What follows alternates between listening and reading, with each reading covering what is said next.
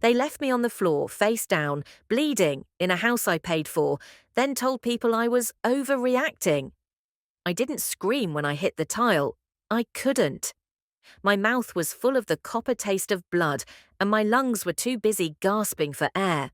One hand stretched out toward the kitchen chair. The other trembled, useless. I'd made it halfway across the room before the world tilted, sharp and sudden, and the cold smacked me flat. No one came. The house was silent, except for the dull throb of my heartbeat pounding in my ears. Earlier that morning, I'd scribbled a note and stuck it to the fridge. Please leave something soft for breakfast. Need food with meds. I didn't ask for much, just a yogurt, a banana. I even underlined please. But when I opened the fridge, the top shelf was stacked with wine, the middle cluttered with leftovers from someone else's dinner party, and the rest empty. Nothing with my name on it, nothing I could eat. So I tried to grab a protein shake from the back of the cabinet. And the world tilted. My name is Rachel. I'm 36. 3 months ago, I was crushed under a steel frame at a job site I helped design, pelvis shattered, ribs fractured, a spinal bruise that made standing feel like fire. My team visited once, the hospital sent me home with crutches and pain meds, and my family, well, they were supposed to help, instead they helped themselves. I was discharged into the house I grew up in, technically mine, though no one acknowledged that. They said I could stay while I healed. But what they meant was, don't need too much, don't complain, don't interrupt their routines. The first week, my mother hid my meds on a shelf I couldn't reach, said she didn't want me to become one of those people. I asked her to drive me to physical therapy. She said gas was expensive. I offered to pay. She rolled her eyes and said I needed to learn patience. I couldn't even walk to the bathroom alone. My father never addressed me directly, just passed the hallway with the remote in hand, muttering things like, she'll manage, or we're not running a hotel. And my sister. She was too busy with her boyfriend's career problems to remember I existed, unless she needed something from me. But I stayed quiet. I told myself they were overwhelmed, that they didn't know how to deal with watching someone fall apart. I gave them the benefit of the doubt, right up until the day I found out the mortgage was in my name. Not co-signed, not helped, full ownership.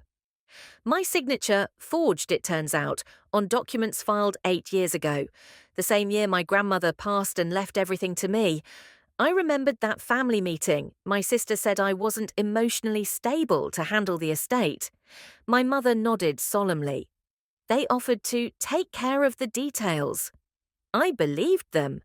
Now here I was, bruised, broke, crawling across the kitchen floor for a $2 shake, while they planned birthday parties and bought new drapes with my money. I don't know how long I lay there. The tile was freezing, and my hip screamed with every twitch. What brought me back was the scent of antiseptic, and the voice that always showed up when it mattered, Jake. He was the one friend who hadn't faded after the accident. No grand speeches, no promises, just presence. A bag of groceries every few days. Quiet help. He crouched beside me, no questions, just concern. Helped me sit up, wiped the blood from my chin, then handed me a clean towel and asked, "Did they know you were here alone?" I didn't answer. I didn't have to. Later that night, I sat in the recliner he'd set up for me in the corner of the basement. The upstairs was too noisy, too tense. I'd asked to stay below, somewhere they wouldn't see me, somewhere I could stop pretending I was being cared for. Jake brought me soup, my phone, and a notebook I hadn't opened in years. "You should write things down," he said. At first, I resisted. It felt petty. But when he left, I opened the cover and wrote one line. They didn't forget me. They just stopped choosing me. That was the first truth I allowed myself to admit. The rest came faster than I expected. Dates, names, times I paid their bills, moments they dismissed me, conversations they claimed never happened. I didn't know what I was building, but I knew it wasn't just notes, it was proof. What they did wasn't a mistake, it was strategy. The fall wasn't the worst part was knowing they watched me fall and turned the volume up on the TV, but I wasn't done, not even close. Jake handed me the envelope like it might burn. "There's more," he said. This was mixed in with the rest of the mail. I opened it with shaking fingers. Another mortgage notice, this one flagged for non-payment, a house I never applied for, a debt I never agreed to carry. Yet every line screamed my name, not theirs, mine. I didn't cry, I just sat there, numb, flipping page after page until I reached the payment history. They hadn't paid in months, and still had the nerve to host dinner parties, drink imported wine, and argue over throw pillows while telling neighbours I was too fragile to contribute. Jake leaned on the counter. "You said you never signed anything." "I didn't." My voice was flat. "I trusted them to handle Grandma's estate. They said I wasn't ready." And they were ready to steal. It didn't feel like theft back then, it felt like family logic. "You're young, you don't need the pressure, we'll manage it for now." But I had managed. Every month for years. Transferring money into a joint account. Paying bills I didn't question. Until the accident. Until I needed help. And suddenly they disappeared. I spent that night going through an old plastic file box at the back of my closet. Jake helped me lift it to the table, and we sorted it piece by piece. Insurance statements, medical bills, pay stubs, utility confirmations. Each line a quiet receipt for a life I'd funded but never controlled. Near the bottom I found it, the deed. Title, Rachel D. Whitmore. Recorded July 16th, 2015. Mortgage, $382,000. I stared at it like it had grown thorns. That was the summer after Grandma died, the summer they said it was too complicated for me to manage. The summer I'd spent grieving in silence while they promised to take care of everything. "Rachel," Jake said, slow and deliberate, "they used your name, your credit, your inheritance. They built their comfort on my silence." He didn't say anything, just nodded like he'd known it all along, but waited for me to see it first. Over the next few days, I called the mortgage company, reset online access, answered security questions I barely remembered setting, and what I saw made my stomach twist. All utilities in my name, cable, water, gas, property tax. Auto-drafted from an account I hadn't checked in months. They hadn't just moved in, they had embedded. For 8 years, I paid for everything while being treated like a guest, and when I stopped moving, they stopped pretending. That night, I went upstairs to grab a heating pad. My legs still throbbed from physical therapy. My mother was in the kitchen, stirring pasta. "Did you know the house is legally mine?" I asked, not raising my voice. She didn't flinch. "You're bringing this up now. Should I wait until you sell it behind my back?" She sighed like I'd just complained about the weather. "Don't be dramatic. It's easier this way. No need to make things complicated." I stared. "You forged my signature." She dropped the spoon into the pot with a clang. "We did what we had to. You wouldn't understand." "You're right," I said, stepping back. "I don't understand stealing from your own child." I didn't wait for her answer. I went back downstairs and opened a blank document on my laptop. Evidence file. Then I started listing everything: bank transactions, Venmo receipts, grocery orders with my card, gas cards I loaded for Dad, medical supplies ordered in my name but used by them. I cross-referenced dates, recorded voice memos, photographed every bill and time-stamped the images. If they were going to erase me, I'd leave a paper trail so loud they couldn't bury it. A few days later, I overheard my sister on the phone. Her boyfriend was coming to stay, and they wanted my room. "Rachel can move downstairs," she said. "She barely uses the space anyway." I stayed quiet. But I packed that night: pain meds, documents, the notebook, and the folder marked copies. When they asked me to move, I didn't argue. The basement became headquarters. I installed a lock on the door and asked Jake to help set up a motion camera. One pointed at the hallway, another at the front porch. "What are you planning?" he asked. I closed the laptop and looked him in the eye. "They made me invisible. I'm going to make them undeniable." It arrived on a Thursday morning, a knock on the door, sharp and fast. I wasn't expecting anyone. I pulled myself up with the crutch and opened the door slowly. A courier handed me a thin envelope with a practiced smile. "Rachel Whitmore." I nodded. "You've been served." Inside, legal documents, filed in county court. Plaintiff, Veronica and Daniel Whitmore. Accusation, elder neglect, financial abuse, emotional endangerment. I read the words twice. They blurred, then snapped into clarity. According to them, I was a tenant in their home, refusing to provide for their needs, cutting off access to essentials, and creating a hostile living environment. They were trying to evict me from my own house. For a full minute, I didn't move. Then I sat down, turned on my recorder, and read the entire document aloud. Line by line, calm, controlled, the way my mother always pretended to be. That night Jake came over. I handed him the envelope without a word. "They're suing you?" he asked, voice low. "In your house?" I nodded. He sat beside me. "That's not defense. That's preemptive damage control. They know what you found. Then they'll know what's coming." I called a legal aid clinic the next day.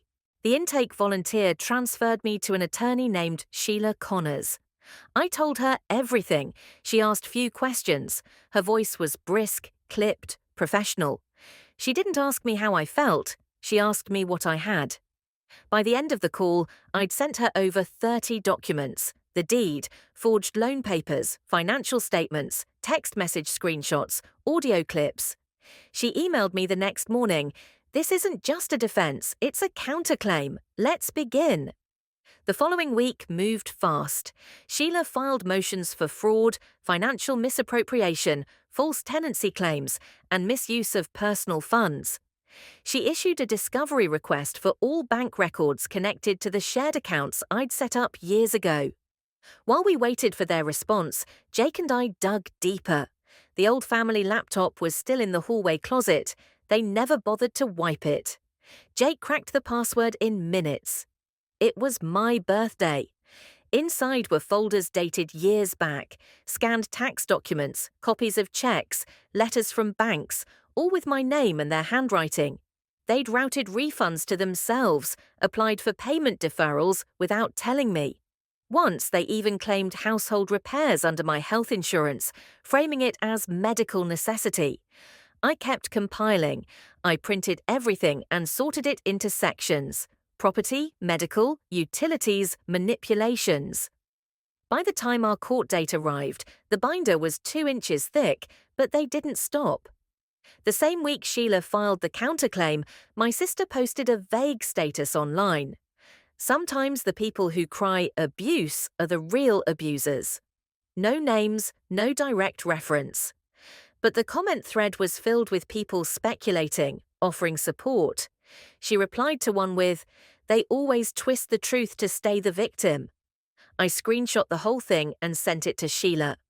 Her response, "Perfect public narrative, time-stamped." 2 days before the hearing, I overheard my father on the phone with a relative. "She doesn't appreciate anything, all we've done for her. She turned cold. We don't even feel safe in our own home anymore." They weren't just lying, they were rehearsing. That night, I wrote a single sentence on the wall near my desk, just below the camera feed. "Truth doesn't need rehearsals." When the court date arrived, Sheila told me to dress clean and speak clearly. "They'll be emotional. Let them. You be factual. Let the evidence do the work."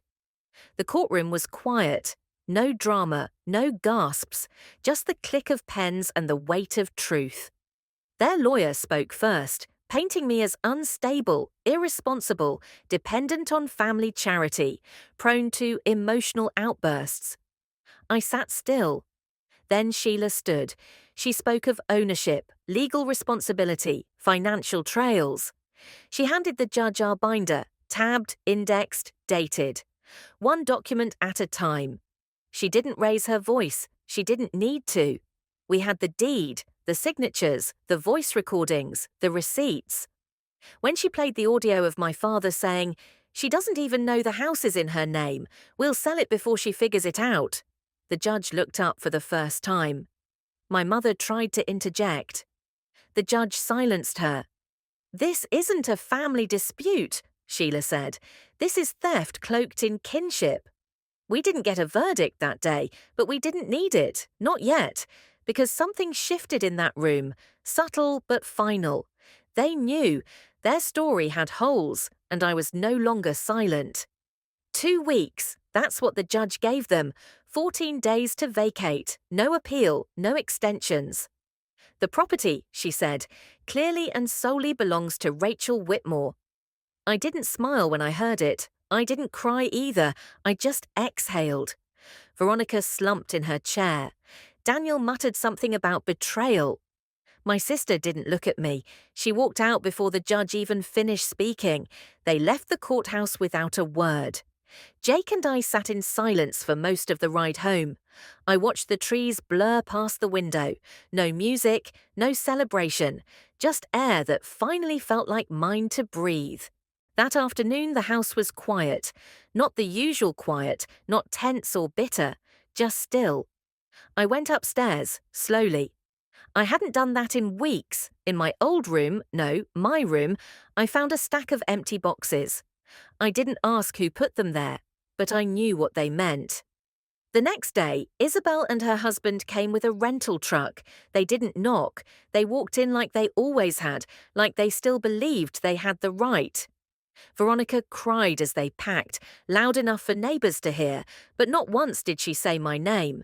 Daniel paused once, near the back door. "You'll be alone now." I didn't answer him. I just watched him leave. By evening, the house was half empty. No shouting, no television, no one asking me to move out of my own space. For the first time in years, I walked the hallway without apologizing for being in it. The basement door was open. I stood at the top of the stairs for a while, listening to the silence below. It didn't feel like exile anymore. It felt like something finished. That night, I slept upstairs, alone. No footsteps overhead, no passive-aggressive sighs in the kitchen, just peace. The following days passed like clockwork. A bag on the porch, a truck in the driveway, a door slamming shut. Veronica's perfume faded from the bathroom. Daniel's jacket disappeared from the hook. By day 12, the only thing left behind was a pile of unopened mail and a burned-out light bulb in the hallway. I replaced the bulb myself. On day 14, Jake came by with breakfast. We sat on the back steps, watching the street. "You okay?" he asked. "I don't think that's the right question," I said, "but I'm clear." He nodded. "They're gone." "No," I said, "I'm just no longer letting them stay." He didn't press. He never did. After he left, I opened the family laptop again. I deleted old folders, financial records tied to their names, saved documents labeled shared. I logged out of joint accounts, froze access, changed passwords. Then I opened a new folder. Rebuilding. Inside, I drafted a plan. Not a revenge list, not a breakdown of losses, something new. A program I'd once started building before the accident, a wellness platform for patients recovering at home. Back then, I let it go quiet. Thought no one needed it. Now I knew better. I wrote the mission statement in one sitting, for those who are recovering where care is conditional. The next morning, I filed paperwork to relaunch it. I hired 2 contractors, 1 nurse, 1 therapist. Both had stories like mine, different details, same pattern. Overlooked, undervalued, not anymore. I didn't post anything about the court case, no dramatic update, no vindication post. Let them keep guessing. 3 days later, I got an email from my sister. "Hope you're happy." We're not. I moved it to trash without opening the attachment. Jake came by with dinner that night. A bad Hallmark movie played in the background. We didn't talk much. We didn't need to. The next morning, I changed the locks. Not because I was afraid they'd return, but because they no longer had a reason to. I stood by the front door and let the new key turn. Smooth, final. No one else needed to validate it. The house was mine, not just on paper, but in every way that mattered. I didn't announce anything, no social media posts, no vague quotes about healing, no public celebration. I just opened my laptop and started working. PulseLink had been a sketch before the accident, a platform for post-op patients navigating home recovery. Back then, I built it out of curiosity.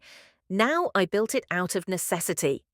I launched the beta version quietly, no ads, no press, just a few emails to clinics I'd once collaborated with.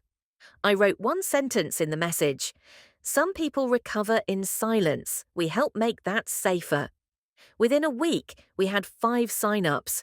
2 were caregivers. 3 were patients who'd filled out forms at 2 a.m., typing things like, "Is it normal to feel more afraid at home than I did in the hospital?" Jake handled logistics, licensing, scheduling, back-end stuff. He didn't need credit. He wanted results. I hired slowly, people who understood more than what was in a textbook. A nurse who'd lost her job after reporting a neglect case. A counselor who'd been dismissed from a major clinic for emotional over-involvement with patients.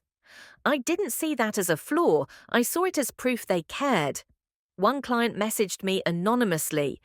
"I take care of my mother. She calls me lazy. She hides my car keys when I say I'm tired.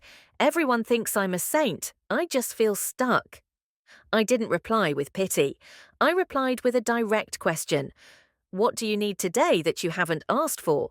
They wrote back, "Just to be believed." That became our internal motto. No mission statements, no branding strategy, just that, to be believed. Some nights I worked past midnight. I wasn't doing it to escape anything. I was building something better than revenge. Then, in December, I got a letter from the county office, a request to confirm I was the sole property owner at my address. I checked the return address twice. Someone had tried to file a lien. My mother's name was scribbled in the margin of the scanned request. I didn't react. I printed it. I added it to the binder. I notified Sheila. Later that week, I got a call from a real estate agent I didn't know. "Veronica Whitmore gave us this number," she said. "She mentioned you might want to sell." I told her I wasn't interested, then paused. "Actually, I do have a property for sale. The idea that I owe anyone access to my life, that one's up for grabs." The line went quiet. Then she chuckled. "Got it." By Christmas, the house felt entirely mine. Not because it was empty, but because I no longer flinched every time a door opened. No more accidental footsteps. No more silence that sounded like strategy. Jake brought over dinner on the 24th. Pasta, salad, and a copy of the worst holiday movie he could find. While it played, I checked the platform stats. 19 active clients, 7 on a wait list. One testimonial read, "I'm not sure I'm healing, but at least I'm not invisible anymore." I stared at that line longer than I meant to. Later that night, I checked my inbox. There was a single email from my sister. Subject, "Hope you're satisfied." No greeting, no body text, no signature. I closed it, not unread, just unnecessary. The following morning, snow covered the porch. I watched it fall from the upstairs window. Slow, clean, consistent. Jake arrived with coffee. He paused in the doorway. "This place feels different." "It is." "What changed?" I did. By March, PulseLink had doubled its users. No marketing, no press releases, just referrals from people who whispered, "I didn't know support could look like this." We weren't solving everything, but we were showing up. That mattered. The stories we heard repeated like echoes from different walls. A daughter looking after her father who still called her useless. A patient whose partner rationed his medication to keep him disciplined. A son who couldn't leave home without being told he was abandoning his family. What connected them wasn't just pain. It was the way their stories were edited by others. Trimmed, softened, rewritten. We didn't offer them rewrites. We just gave them a place where no one hit delete. Jake handled the infrastructure. I reviewed every intake message personally. I still don't know why that mattered so much. Maybe because no one had ever done that for me. One morning, while clearing the inbox, I found a message I didn't expect from dianawoodcivicmail.org. Subject: I think I made a mistake 8 years ago. I stared at it for a while. Diana Wood had been Grandma's estate attorney. She'd handled the probate paperwork after the funeral. I remembered her vaguely, polite, efficient, forgettable. The email was short. In 2015, your family asked me to hold certain estate decisions. They told me you weren't emotionally stable enough to manage assets. I was told you consented. I recently found a voicemail from your grandmother contradicting that. I should have asked for more from them. I didn't. I'm sorry. There was no pitch, no offer to fix it, just the truth, laid bare and late. I didn't respond. What would I even say? Thanks for confirming what I already lived through. That night, I sat at my desk and opened the voice file she'd attached. Grandma's voice was grainy but clear. Rachel will do the right thing. She always does. Just don't let them speak for her. She has a voice. Let her use it. It wasn't new information, but it was a reminder. They had counted on silence, on confusion, on shame. And now they had none of those things left to use. Later that week, a wellness podcast reached out. They'd heard about PulseLink through one of our partner therapists. We'd love to have the founder on, the host wrote, especially with a backstory as powerful as yours. I declined, not because I was hiding, but because I didn't owe anyone a performance. The point of rebuilding wasn't to become visible to everyone, it was to stop being invisible to myself. The day I knew I was fully back was quiet. Jake and I were finalizing a new intake form.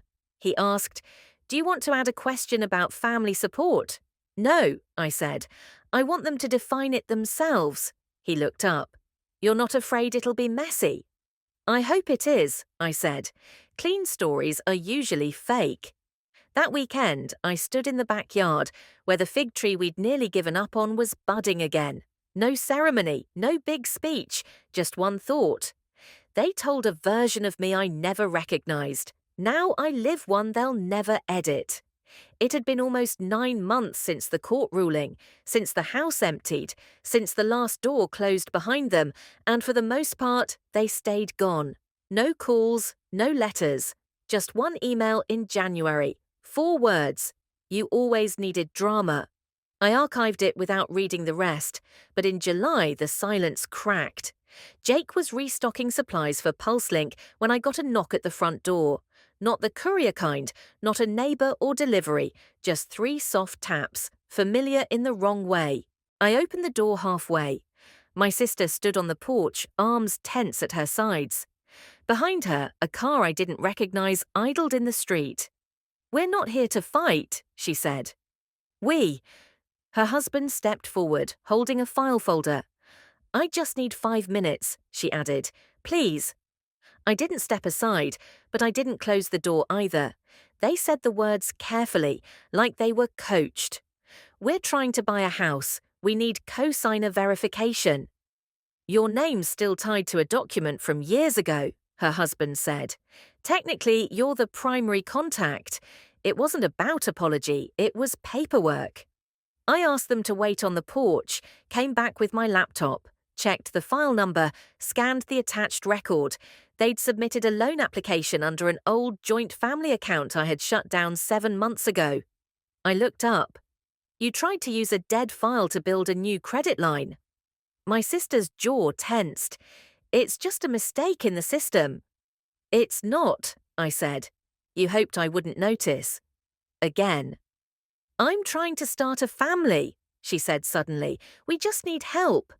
Help, that word used to make me spiral. I'd hear it and feel like refusing made me selfish. That saying no meant I wasn't good. But now I saw it for what it was, a shortcut to permission without accountability. I printed the form, stamped "no consent," and handed it to her husband. "You're not the victim here," I said, "and I'm not your cover."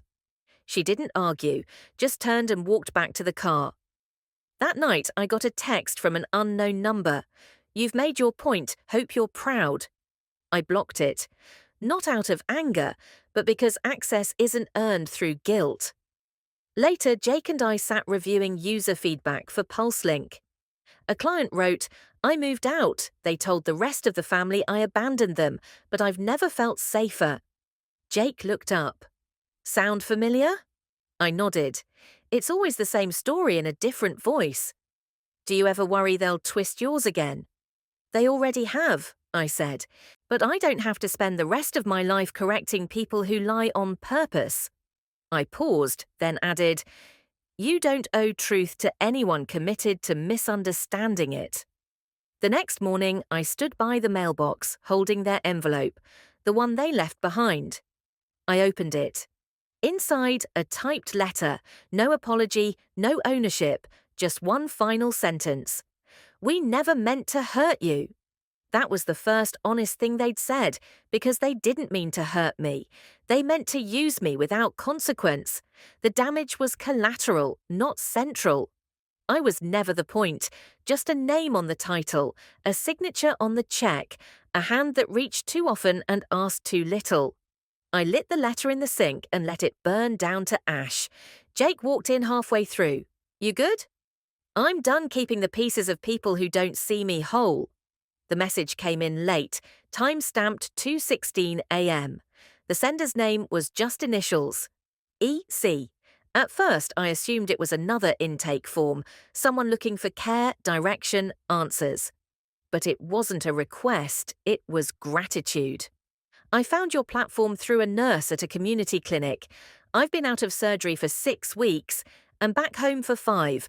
My sister promised to help. She lasted 3 days. I thought I was being dramatic. I thought I was lucky just to have a roof. Then I saw what you built. I wasn't being ungrateful, I was being used." There was more. Not dramatic, not polished, just a list of small humiliations that stacked into something impossible to carry. Medication withheld for her own good. Cold meals she couldn't reheat. The phrase, "We're not your servants," tossed around like punctuation. I read it twice, then forwarded it to Jake. The subject line I typed said, this is why." We launched a new section on the site that week, anonymous patient letters. No edits, no commentary, just space. The first 7 filled up in 48 hours. People weren't writing to be seen, they were writing to exist. Jake said we'd need more moderators. I agreed. But I also told him this part wasn't about scale, it was about proof. Not for the world, for them, the ones who had spent years gaslighting themselves into silence. 3 days later, I got a letter in the mail, a real one, handwritten, from someone I didn't recognize at first. The return address was a hospice center 2 counties away. The name clicked only when I read the signature, Ms. Linton.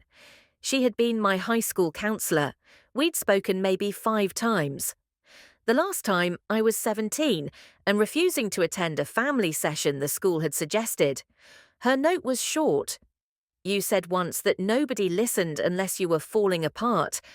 I didn't know what to say back then, but I see what you've built, and I just wanted to say, I'm listening now." I sat with the letter in my lap for a long time, not because it fixed anything, but because it meant something had landed. Not everyone needs to believe your version of events, but some people, quiet ones, distant ones, they notice when you rise anyway. Jake found me still holding it an hour later. "Everything okay?" "Yeah," I said. "It actually is." I scanned the letter, uploaded it to our new internal page called Witnesses. A section not for complaints or testimonies, but for the moment someone finally saw you without asking you to bleed first. We started asking clients during onboarding now, has anyone ever apologized to you without defending themselves? So far, the most common answer is no. And yet, no one asks for revenge. They ask for air, they ask for sleep, they ask for silence that doesn't feel like punishment. That became the center of the next phase. We opened a grant fund for caregivers and patients who couldn't afford short-term help. No red tape, No 30-page forms. Just one question. What do you need that no one is offering?